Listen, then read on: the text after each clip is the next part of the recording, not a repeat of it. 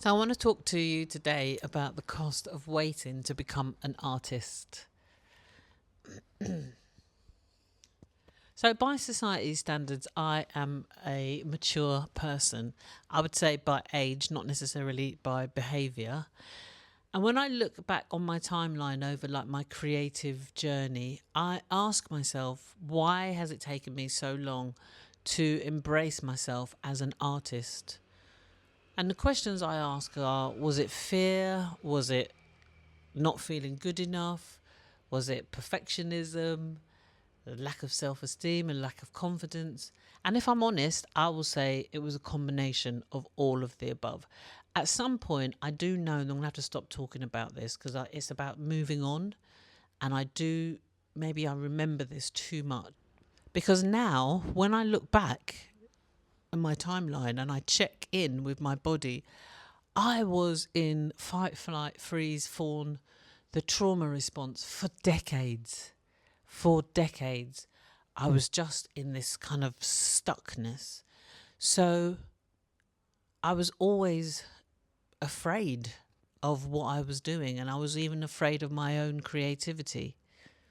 Even though those feelings and thoughts and the feeling in my body sometimes does come back, I'm much better equipped to do something about it. I kind of know what to do now rather than just getting myself all worked up and stuck. Because sometimes, those feelings do come back, but they are not as strong as they were before, and my mindset is very, very different. I first picked up a camera when I was about 19. My mum's friend gave me a Nikon, and back then, right, way back then, it was film camera we were dealing with. And I loved it. I loved film and everything like that. But you know what? I took this picture of my little brother, and of course you got to wait for the film to get developed. You got to take it to the shop, wait for it to get developed. So there's this whole long process, nothing like digital now. And when I got the film back, there was this one shot that I fell in love with. And it was a picture of my little brother. And he was looking at the way he was looking at the camera. There was so much emotion in his cute little face. There was depth of field, there was perspective. And from the minute I saw that picture, I remember I was absolutely hooked. I loved photography. But almost simultaneously, at the same point that I got hooked, the fear just kind of rose up in me. So that every single time I loaded film into the back of the camera, I was gripped with fear. Is it going to come out? Is it going to be good enough? Is it going to be overexposed? Am I going to underexpose it? Are the pictures going to be blurry? All of that checklist of things going wrong would just go through my mind. Not, oh, I can't wait to see what the pictures are like. I'm sure there's going to be a couple of good ones. No, I didn't think like that. If I'm honest, I didn't think like that.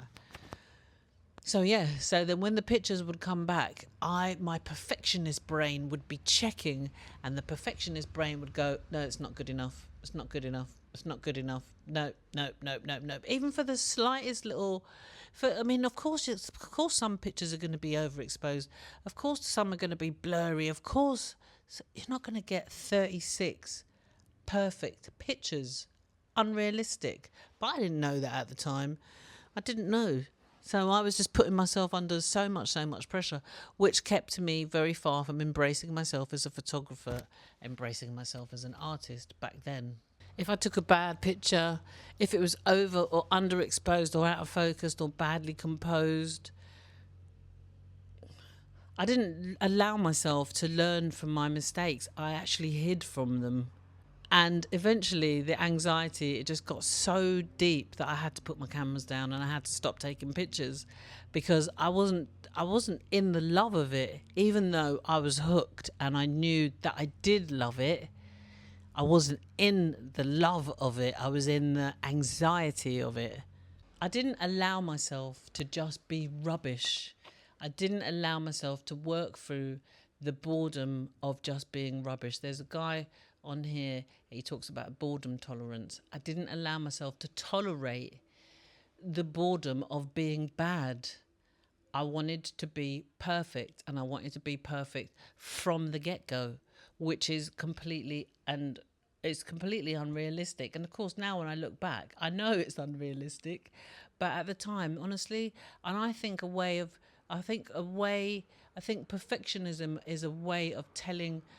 For me, it was a way of me telling myself that I'm not good enough, and like you'll never be good enough, because in a sense, all it has to be is good enough. It doesn't have to be perfect. So eventually, I put my cameras down and I studied to become a hypnotherapist, which I was very good at, and a counsellor, which I was also very good at, but still had the same anxiety, the same nagging doubts, the same fears, all of that stuff going on. But I think that I chose those particular subjects, professions, because I wanted to help others. And I think inadvertently, I wanted to help myself. I wanted to work on what was going on, what was keeping me in this kind of like grip that I couldn't describe, that I didn't know what the name was. So they ended up being really useful skills that I learned and tools of how to help other people, but also how to help myself, and how to apply a lot of what I learned to understanding my own, this own kind of what I now know is fight, flight, freeze, the trauma response. But photography had hooked me already. So eventually I returned, and I was doing a lot of portrait photography. I was taking pictures of women, and this is where the irony comes in actually. I was taking pictures of women to help them feel more confident with themselves. We did a lot of portraiture. We did a lot of I did some boudoir.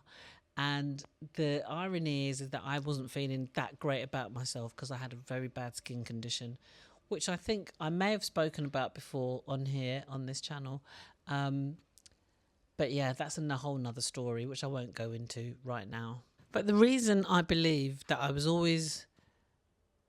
anxiety was always holding my camera was because I was in this kind of desperate mindset of I must make a business. This has to be a business. I have to make money. So I was doing something creative with the logical side of my brain. I wasn't doing it for the love of it. I was doing it because I wanted it to produce something other than what it was. Yeah. And now I look back on that. It's only in making this video that I've realised that I was doing a creative pursuit with the logical side of my brain. And those two things are just like ships in the night. They're just going to miss every single time. Hopefully. We hope they miss like ships in the night. But they're just going to pass each other. And they did. And I struggled, really struggled, because I just couldn't embrace myself as an artist at all. I couldn't embrace that photography was my art and my skill, because I wasn't making money and it wasn't a business and I wasn't, and all these little gremlins running around in my head, literally running around my brain, just telling me that I'm not good enough. So the cost of waiting to become and embrace myself as an artist, I guess really, if I come full circle, I would say that the cost really has been time more than anything. Because even though I did think that I wasn't learning from my mistakes, obviously I was on maybe a subconscious level, a level up outside of my awareness. Because I am an artist, I do embrace and I do choose to embrace myself as an artist now. And photography is very much a part of my practice. I take photographs of flowers and I turn them into beautiful, stunning works of art and wallpaper and cushions and things like that for home decor. And I am starting a business with it, but from a very different feeling, not from that more from the Even though this film is about me, it's for you. If you vibe with anything that I've said, if you resonate, if you can feel it, if you can relate, any of those things, then this is for you. Because the time to embrace yourself as an artist is there's no use looking back and going, I shoulda, woulda, coulda, like I did for years, and being in desperate mode, because it just is, it will stifle your creativity. The time to start is right now. Welcome.